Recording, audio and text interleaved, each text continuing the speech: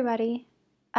This video is to walk you guys through what is kind of the first thing you need to be doing this week and over the next 2 weeks, which is your graphic organizer.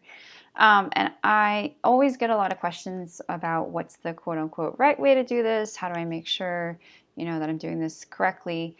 A graphic organizer, plain and simple, is a note-taking strategy. So this is a way for you guys to kind of keep track of notes as you go, and when it comes time to write your essay, then it's pretty easy to kind of pull in the specific points that you want to talk about because you've already written your notes down about them. So the short answer is there's no quote-unquote right way to fill this out. As long as I'm seeing that you are filling out kind of all the boxes and you're looking at these different elements in the texts, then you will get the credit for it.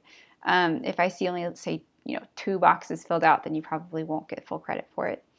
But you don't need to write, analyze or write down notes on every single work that we discuss. So for example, if we look at Phyllis Wheatley, we look at like 5 or 6 different poems. You don't need to necessarily write notes about all of them. Just pick and choose a couple or 1 or 2 that you want to maybe discuss in one of your assignments. But this is where you would list just kind of the work or works that you're wanting to write notes about. So for Jefferson or Franklin, whichever one you choose, you'll write that there.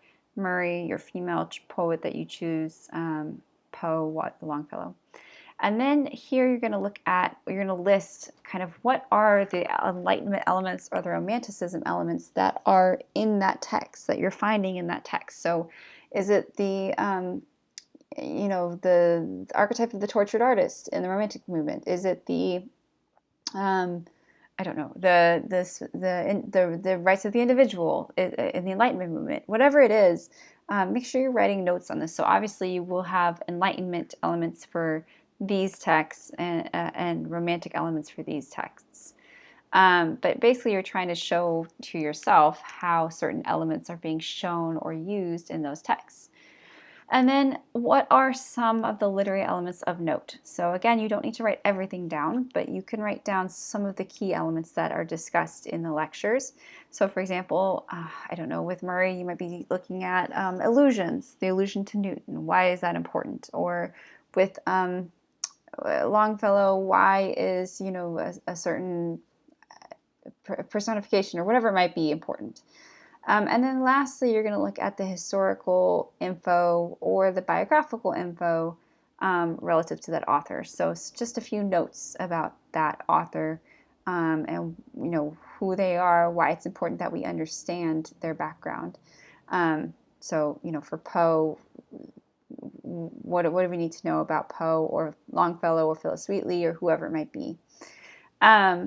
So that is really what the graphic organizer is. That's the purpose of it. And like I said, you're going to turn it in for a completion grade.